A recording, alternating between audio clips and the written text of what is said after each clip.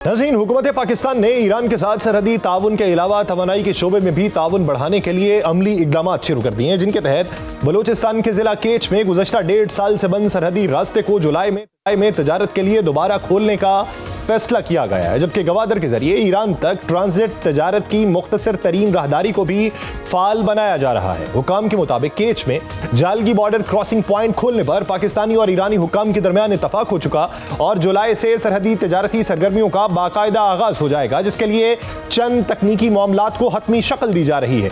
इस पेशरफ्त को दोनों मुमालिक के दरमियान कामयाब मुज़ाकरात का नतीजा करार दिया जा रहा है। वाज़ेह रहे कि सरहद की बंदिश के बायस गुज़श्ता 1.5 साल के दौरान दोनों अतराफ के अवाम और ताजिरों को शदीद मुआशी मुश्किलात का सामना रहा, क्योंकि बलूचिस्तान के सरहदी अजला में बड़ी तादाद में लोगों का रोजगार सरहदी तजारत से वाबस्ता है।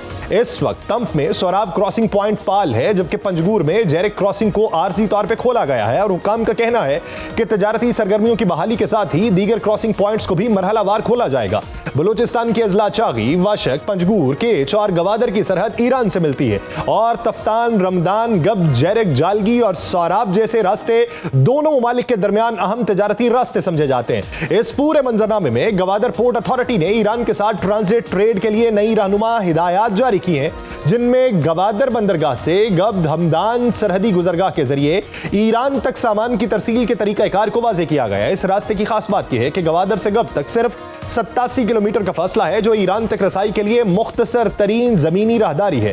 हुक्काम के मुताबिक यह अमल मुकम्मल तौर पर कानूनी तकाजों और कस्टम्स निगरानी के तहत अंजाम दिया जाएगा। इस इकदाम से न सिर्फ ताजरों बल्कि दरामद कुनिंदगान, ट्रांसपोर्टर्स, कस्टम्स क्लियरिंग एजेंट्स और गोदामों से वाबस्ता शोबों के लिए भी नए कारोबारी मौके पैदा होने की तवक्को है। इस दौरान ही बलूचिस्तान के मुख्तलिफ इलाकों को ईरान से बिजली की फराहमी भी जारी है, जिससे दोनों मुमालिक का एक दूसरे पर बढ़ता हुआ इक्तसादी इन्हसार वाज़ेह होता है। दूसरी जानिब तवानाई के शोबे में भी पाकिस्तान ईरान के साथ ताउन बढ़ाने पर गौर कर रहा है।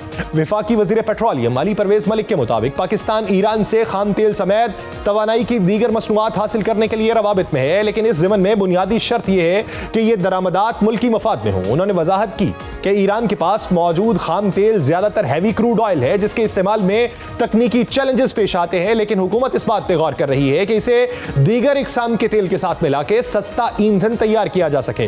पाकिस्तान इस वक्त रोजाना 3 से 4 हजार टन LPG ईरान से दरामद कर रहा है और हुकूमत इस मिकदार को बढ़ाने की कोशिश कर रही है ताकि मुल्क में LPG की किल्लत को कम किया जा सके। ईरान पाकिस्तान गैस पाइपलाइन मंसूबा भी एक अहम और फैसलाकुन मरहले में दाखिल हो चुका। यह मंसूबा 2013 में उस वक्त नुमाया हुआ जब पाकिस्तान और ईरान ने इसका बाज़ाब्ता इफ्तिताह किया, लेकिन अमरीकी पाबंदियों और माली मुश्किलात के बायस पाकिस्तान अपनी जानिब की 780 किलोमीटर तवील पाइपलाइन मुकम्मल नहीं कर सका, जबकि ईरान अपना हिस्सा पहले ही मुकम्मल कर चुका है और उम्मीद है कि इस हवाले से जल्द दोनों मुल्क दरमियानी रास्ता निकालेंगे। हालिया पेशरफ्त उस वक्त मजीद अहम हो गई जब अमरीका ने ईरान को महदूद मुद्दत के लिए खाम तेल और पेट्रोकेमिकल मसनूआत की फरोख्त की इजाजत दी, जिसके बाद पाकिस्तान में माहिरीन और अवामी हलकों की जानिब से मुतालिबा किया गया कि हुकूमत इस मौके से फायदा उठाते हुए ईरान से सस्ता तेल दरामद करे। हुकूमती सतह पे अब ईरान से तेल खरीदने के लिए राबितों की तस्दीक के बाद यह तवक्को बढ़ गई है कि दोनों ममालिक के दरमियान तवानाई और तजारत के शोबों में ताउन मजीद मजबूत होगा, जिसका बराह रास्त असर बलूचिस्तान समेत पूरे मुल्क की मईशत पर मुरतब होगा। नाज़रीन, इसी मंजरनामे में बात करेंगे। हमें ज्वाइन किया माहिर मईशत डॉक्टर आबिद सुलहरी साहब ने। डॉक्टर साहब, बहुत शुक्रिया आपके वक्त का। डॉक्टर साहब, 1.5 साल बाद अब ईरान के साथ जो है वो बॉर्डर ट्रेड शुरू करने की फिर से ख्वाहिश हमारे अंदर जागी है कि बैनुल अक़वामी इस वक्त मंजरनामे के ऊपर कहीं ना कहीं कुछ आसाइशें इस वक्त दिखाई दे रही हैं कि हम फिर से ईरान के साथ ट्रेड कर सकते हैं, जिससे हमारे सरहदी इलाकों की मईशत मजबूत हो सकती है। दोनों तरफ की जो ताजर हैं वो फिर से अपना रास्ता बहाल कर सकते हैं। तो ये किस हद तक खुशाइंद बात है और इसके वॉल्यूम को किस हद तक बढ़ाया जा सकता है? जी, ये एक बड़ी यूनिक अपॉर्चुनिटी है पाकिस्तान के पास। अगर आपको याद हो, किसी ज़माने में एक RCD हुआ करता था, पाकिस्तान, ईरान और टर्की जो है वो एक कॉरिडोर था और उनका जो regional cooperation for development agreement था।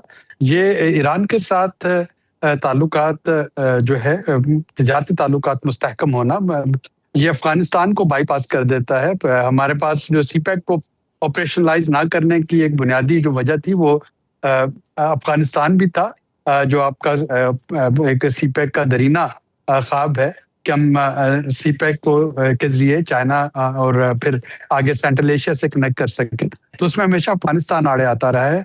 अब अगर ईरान के साथ जो है वो तजारती ताल्लुकात बेहतर होते हैं, और हमने देखा कि तफ्तान को कस्टम पोर्ट का दर्जा दे दिया गया। इसी तरह से ग्वादर में एक कस्टम पोर्ट जो है वो खोल दी गई। उससे पिछले महीने एनएलसी के जरिए एक शिपमेंट जो है उसको सेंट्रल एशिया तक ले जाया भी गया। तो अब अगर जो हालात बेहतर होते हैं और ईरान से जिस तरह से सैंक्शंस हटती हैं, तो ये पाकिस्तान के लिए बड़ी अच्छी अपॉर्चुनिटी होगी, ना सिर्फ सेंट्रल एशिया से कनेक्ट करने की बल्कि यूरोप के साथ कनेक्ट करने की वाया टर्की, कि आप लैंड रूट या रेल रूट के जरिए यूरोप को कनेक्ट कर सकें, और वहां पे फिर आपका सीपैक का पोटेंशियल जो है वो फुली मटीरियलाइज हो सकता है कि ग्वादर जो कि एक ट्रांसशिपमेंट पोर्ट हो, और फिर उस ट्रांसशिपमेंट पोर्ट से आप सेंट्रल एशिया और यूरोप तक कनेक्ट कर रहे हो वाया ईरान। तो सर, आप क्या समझते हैं कि अभी जो रिसेंट वॉल्यूम है हमारी ट्रेड का, बिलखुसूस अगर इसको तमाम शोबों तक फैलाया जाए, जिसमें तवानाई वाले मामले को अगर आप निकाल दें, तो सिर्फ हम उनके गुड्स की अगर ट्रेड करें तो इसको कितना फैला सकते हैं? बहुत सारे लोग राउंड फिगर्स कुछ देते हैं जी, 10 अरब डॉलर तक जा सकती है, कुछ लोग कहते हैं 5 अरब डॉलर तक जा सकती है, कुछ लोग कहते हैं 2 अरब डॉलर तक जा सकती है।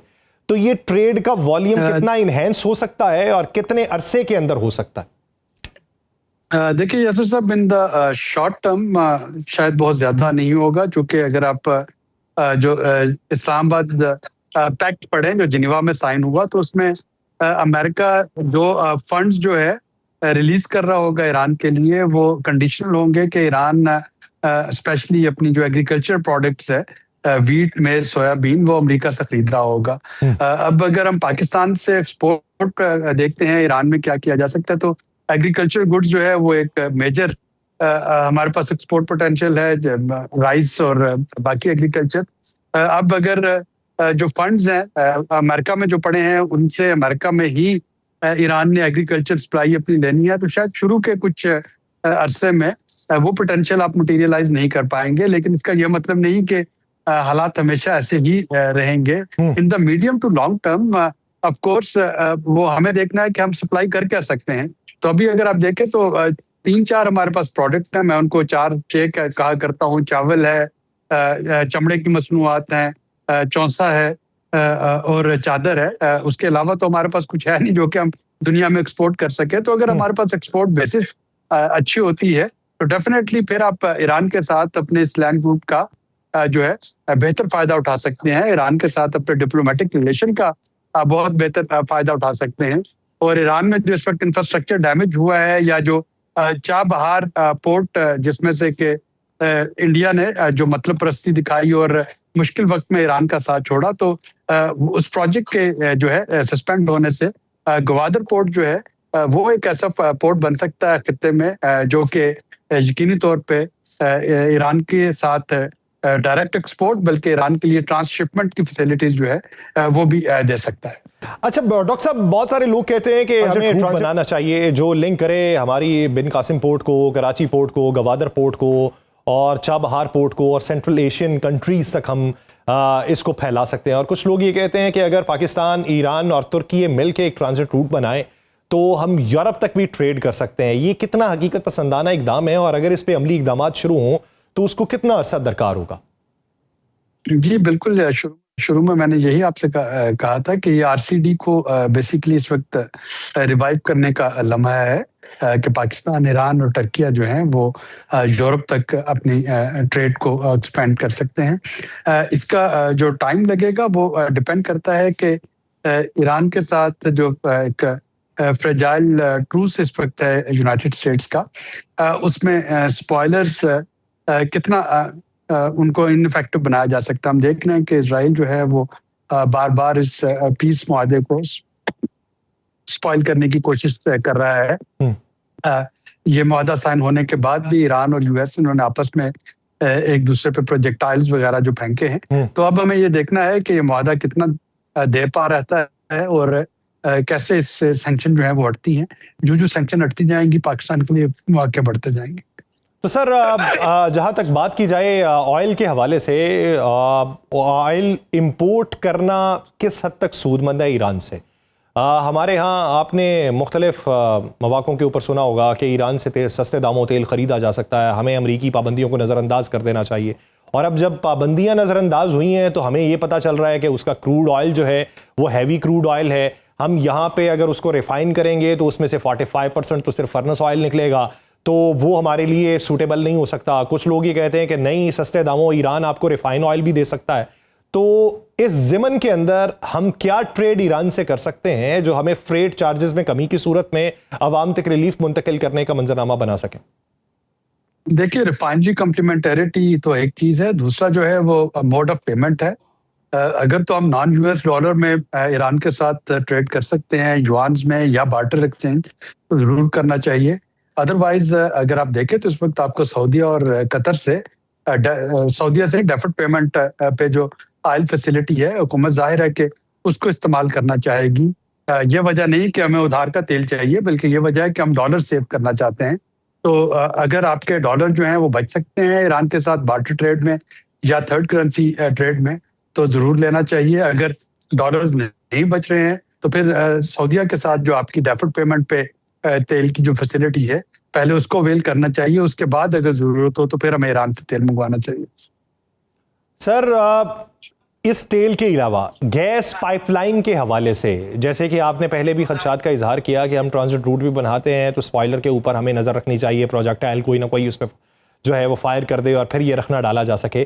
तो क्या ये मुमकिनात में से है कि अगर हम सिर्फ अपनी ट्रेड जो है या गैस पाइपलाइन जो है ये दो तरफा तौर पे चला सकें तो मुस्तकबिल में हमें सैंक्शंस का मजीद सामना नहीं करना पड़ेगा और ये किसी हद तक काबिल अमल सूरत हाल हो सकती है?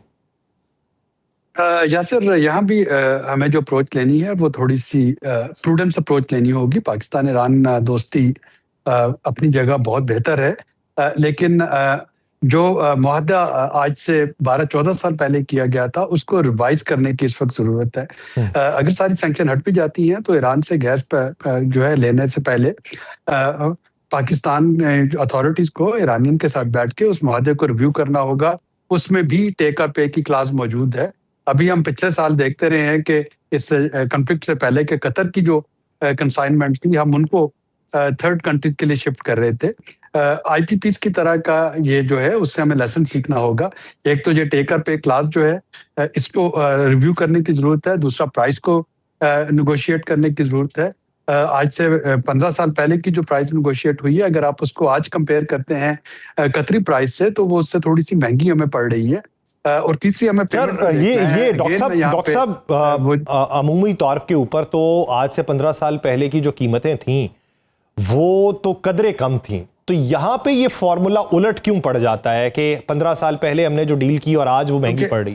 क्योंकि उस वक्त आपका जो क्रूड की कीमतें थी वो कम थी। उस क्रूड के साथ जो उसका लिंकेज है कि कितने % क्रूड का लिया जाएगा, अगर आप उसको आज के डॉलर की कीमत में देखते हैं तो वो एक्सपेंसिव पड़ रहा है जो आज का रेट है। तो हमें, यानी मैं ईरान से गैस लेने के खिलाफ नहीं हूँ, लेकिन हमें जो उसकी कमर्शियल वायबिलिटी है और जो उसकी कमर्शियल फिजिबिलिटी है, उसकी मोड ऑफ पेमेंट क्या होगी, उसका टेक और पे मैकेनिज्म उसका ना हो, और जो मोस्ट इम्पॉर्टेंट है कि हमें यहाँ पे डाउन स्ट्रीम जो अपनी इंडस्ट्री है उसके साथ देखना होगा कि फर्टिलाइजर को कितनी गैस चाहिए है, सीमेंट को कितनी गैस चाहिए है, बाकी जो जेनकोज हैं या आईपीपीज हैं उनको कितनी गैस चाहिए, ताकि हम लिंक कर सके कि हमें सप्लाई कितनी लेनी है।